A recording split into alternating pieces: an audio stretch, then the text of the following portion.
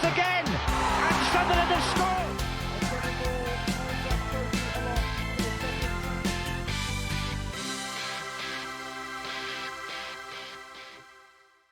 Well, hello, how we're getting on? Hope everybody's alright. So we're back again with another video. This time it's the match preview of our game on Monday of the derby. That's not a derby unless you're a Borough fan, for our up and coming game at the Riverside against the Smoggies. Hoping that we can get back to winning ways and keep in touch with them top three. Now, first of all, I just want to say a massive thank you to the great response to the transfer review video that I did during the week. If you haven't seen it, there's a link on the screen now. Was really good to see, and the banter and the crack and everybody's point of views and everybody's thoughts was great to see, and long may it continue. Now, before get into the preview, I'm going to do a bit of a transfer update, or lack of it, shall I say. No new signings really with 4 days to go. There's 2 strikers gone out the door, Aaron Connolly and Nazari Vujian.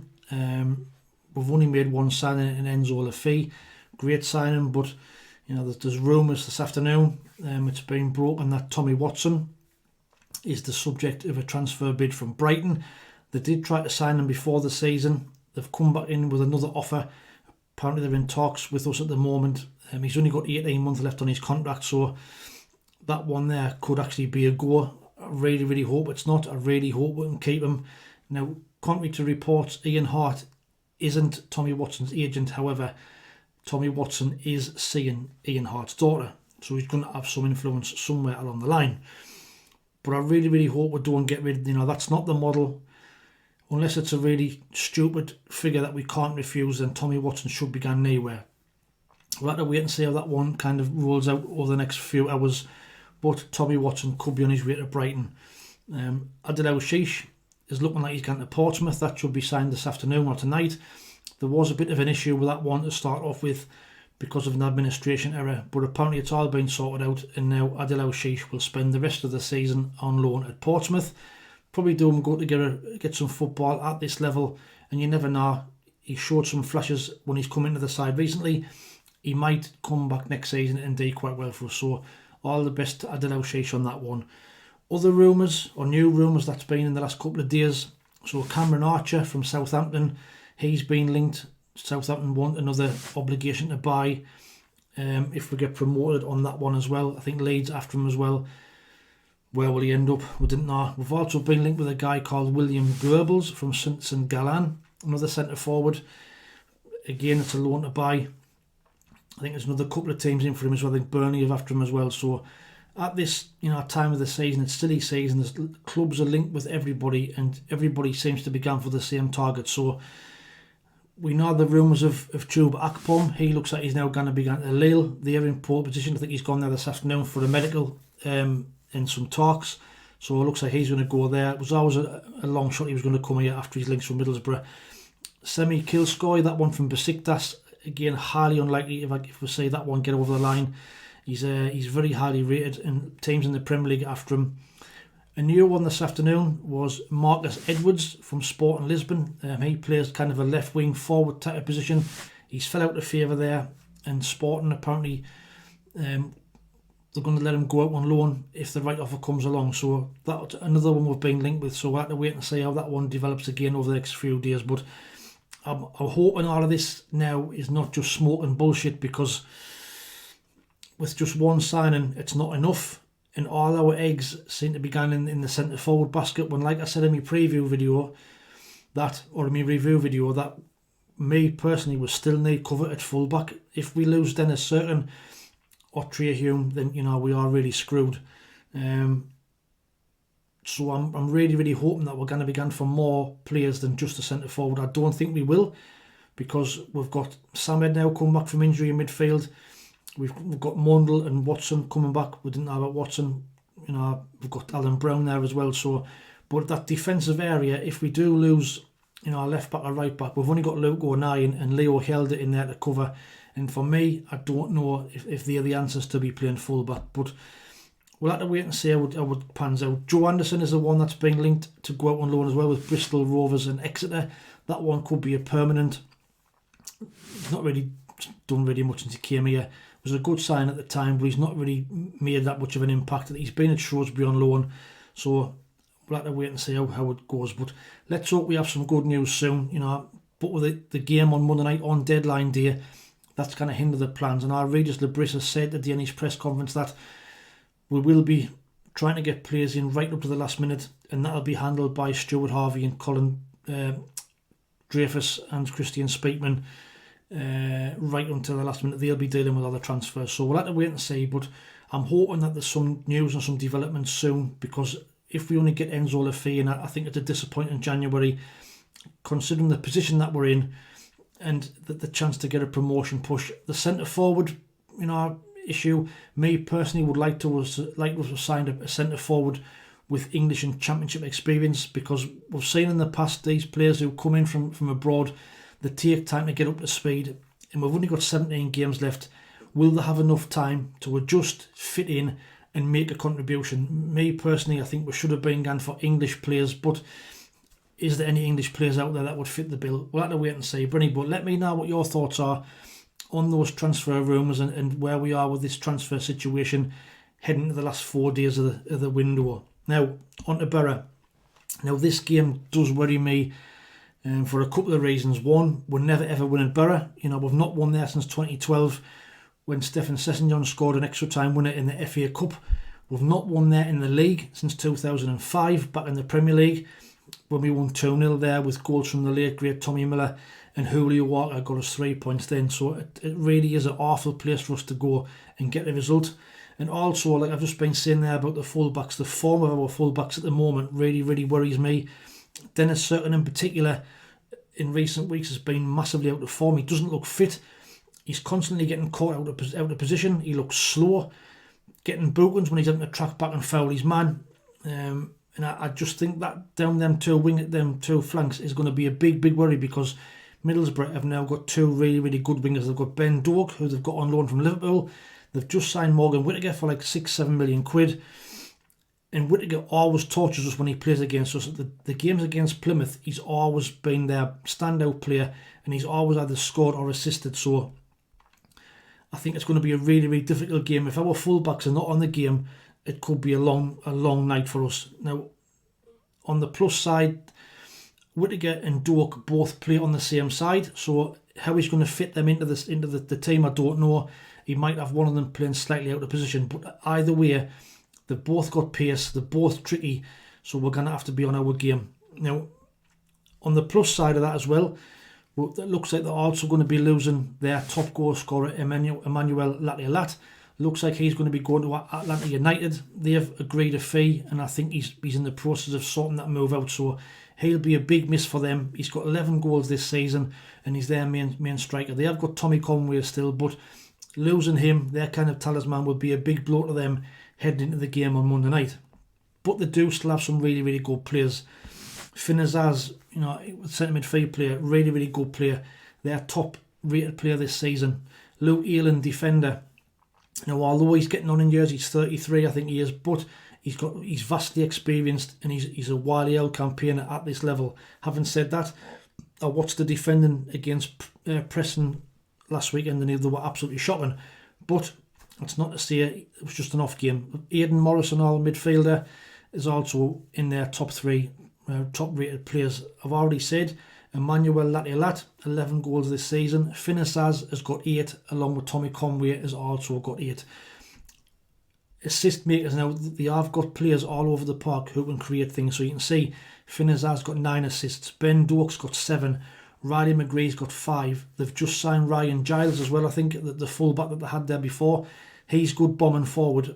So on the flank you could have Ryan Giles and Morgan Whittaker, could cause us no end of problems on Monday night. But Borough's form has been sketchy, to say the least, over the last few games. I've always thought you never really know which Middlesbrough is going to turn up on the day. They have lost 3 of the last 4 games. They lost against Blackburn, Portsmouth and Preston, but they did win against West Brom the game before last. Like I say, I seen the goals against Preston at the weekend, and they were absolutely shocking defending. So let's hope they defend like that against us. But they are sat in 6th place to occupy that last playoff position. They've played 29 games, they've won 12, drew 8, lost 9. They've scored 47, but they've conceded 36, so defensively they are a bit wobbly, but they've got 44 points. Now, they will be looking to cement that playoff place on Monday night, because depending on where results go around them, they could be out of the playoff picture come Saturday afternoon. At home, they are ranked number 9 in the home form table. They've played 15, won 7, drew 5, lost 3, scored 22, conceded 15. They've took 26 points at the Riverside this season. So, see, a little bit sketchy, a little bit patchy the form, but it's a local game. It's not a derby in my eyes. We've always said that. Borough fans think it's a derby, so it's going to be a bit needle. There's been some sendings off in recent years in the fixture as well, so we're just going to have to go there and play our game and treat it as any other game, and hopefully we can come out on top. But for me, this game is a simply must-not-lose game. But I think in our reality terms, we probably have to go in there and win. We may have the added pressure there of having to go and win, because depending on how other games go at the weekend, the other teams around us, Sheffield United are a derby, you'd expect them to win that game. Leeds are at home to Cardiff, a game that you'd think Leeds would win. At home, they're absolutely impossible to beat. We go there in a few weeks, it's going to be a really, really tough game. And Burnley are away at Portsmouth. Now, Portsmouth, out of the 3 games, I would probably expect Portsmouth to give Burnley a bit more of a game. But we're seeing in Burnley's last away game, they scored 5 against Plymouth. So against struggling teams, they've been a bit ruthless this season. But it's games you would expect the top 3 to win. So by Monday night, we could be as much as 6 points behind the automatic places. If we then fail to get any points against Borough, then that could be the final nail in the coffin for automatics. And now there's a long way to go. Still 51 points to play for, and there will be some twists and turns along the way, I know that, but I just think this could be a pivotal weekend either way. If we can go in there and get a result, and Sheffield, Burnley or Leeds drop points, it's a totally different scenario. But you've got to be realistic. You've got to expect that the top 3 are going to win. We've then got to follow suit on Monday and get a result at Borough. Now, I think lineup wise, we probably wouldn't make too many changes. I think I've said Enzo Lafay in my videos that we need to play him in his more natural position.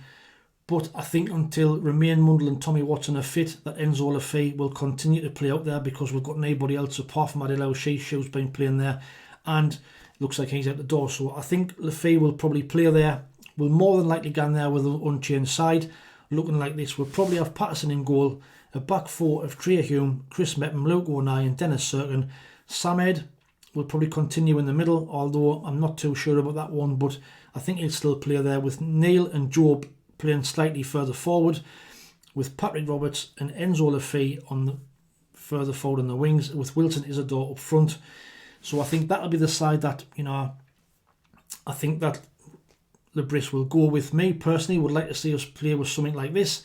Simon Moore in goal, controversial I know, but for me I think Patterson needs to come out. He's been rubbish the last few games in my eyes, but just my personal opinion. So Simon Moore, I'd have Trey Hume, Chris Mepham, Luke O'Neill and Dennis Serkin. I'd have Dan Neil and Job in the middle. Playing further forward, I'd have Eliza Mayenda, Enzo Lafay in the middle and Chris Rigg, with Wilson Isidore up front. Similar to the kind of formation we played against Sheffield United, where it was kind of a 4-2-3-1, if you like, and then a 4-4-2 when we were going forward. I just think if we're getting pace against the likes of Luke Ealing at the back, we could cause them problems. But so that's the kind of formation I would like us to play, but I don't foresee too many changes. But score predictions, I'm going to stick my neck on the line. I'm going to think it's going to be a tough game, but I'm going to go that we're going to go there and break the hoodoo. We're going to go there and get a 2-1 win to keep us in touch, to keep us on track, and I'm just hoping and praying that this is going to be our year to get out of this league. I didn't really want the playoffs, but looking like we're probably guaranteed a playoff place, but ideally I would love us to get up automatically, but we'll have to wait and see. But let me know what your thoughts are in the comments below. Submit your score predictions in the comments below as well, but remember you must be a subscriber for a chance to get on that leaderboard for the shirt competition. There was nobody predicted a draw against Plymouth, as you would expect. So the leaderboard is as it was prior to the Plymouth game, with John Ruddock in front on 45, Kenneth Allen with 41, third Peter Smith and Mel Lacey on 40, Tim the Minions in fourth with 39, Ria Knight's in 5th with 36. Chris Carter-Jackson's in 6th with 35. Banks and Bella in 7th with 33. Alex Dixon, Brian Greener in 8th on 32. David Edwards, John T and Stuart Mack are in 9th with 31. And D Hall is in 10th place on 30 points. So get your predictions in. Can we go and do it? Can we go and get the result? Let me know what you think in the comments below. Other games this weekend, well, Blackburn host Preston. West Brom go to Plymouth. I've already said Sheffield United are away at Derby. Leeds are at home to Cardiff. And Portsmouth are... Burnley are away at Portsmouth. So they are games what you would expect that those teams would go and win. The latest promotion odds and all kind of gives you an insight of where the bookies think it's going to happen, going to lie. So you can see Leeds are 1 to 20 on to get promoted. Burnley at 8 to 13. Sheffield United at 8 to 11. We are 6 to 5.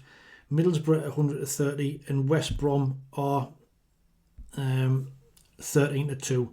So with the league table looking like this, Leeds are top, played 29, got 60 points with a goal difference of 34. Sheffield United are on second, 29 games, 58 points, a goal difference of 19. Burnley in third, 29 points, 29 games, 57 points, 27 goals for. We are in fourth, 29 games, 55 points, a goal difference of plus 18. 11 point gap to Middlesbrough and West Brom, who have got 44 points each. So, you know, goal difference could be crucial, and we've got the worst goal difference as well out of the top 4 teams. So we need to start winning games. We need to start scoring a few goals along the process. So we'll have to wait and see. But that's where we are, state of play wise, heading into the games at the weekend.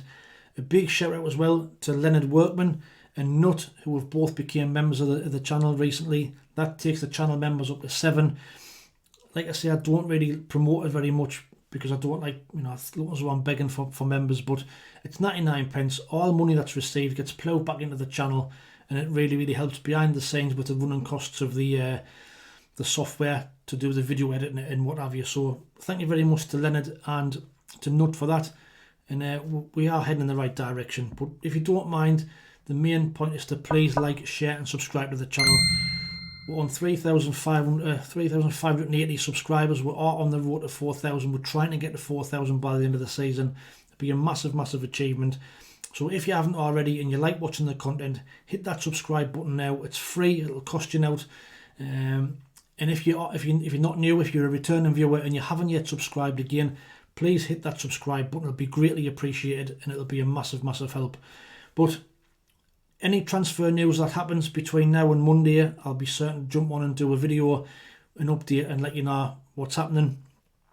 Until then, if you don't mind, please watch out for the match review coming out for the game on Monday against Middlesbrough, where hopefully we've taken 3 points and we're still in touch with them automatics.